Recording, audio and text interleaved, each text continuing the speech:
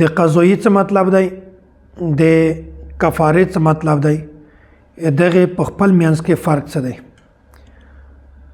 د قضایي مطلب دا دی چې یو سړی یا یوه ښځه رژه وخوري، په هغه نه بعد د هغې رژې قضایي وکړو، دا ته یې قضایي قضا. او یو دی کفاره. د کفارې مطلب دا دی چې یو کس لګاتار بغیر د ناغې نه مسلسل 2 میاشتې لګاتار دغه رژې ونیسي، که سړی وي او که ښځه وي، نو دا ته یې کفاره.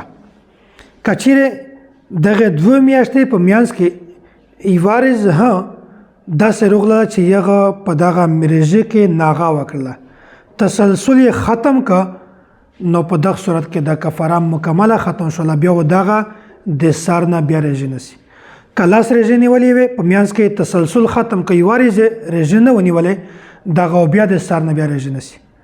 نو په کفاره کې تسلسل ضروری دی، لګاتار پی در پی همیشه د پوره 15 رژې نیول په میانځ کې څه فاصله نه وي پکې، په میانځ کې رژه کې پرې نږدې، دا تسلسل په کفاره کې ضروری دی.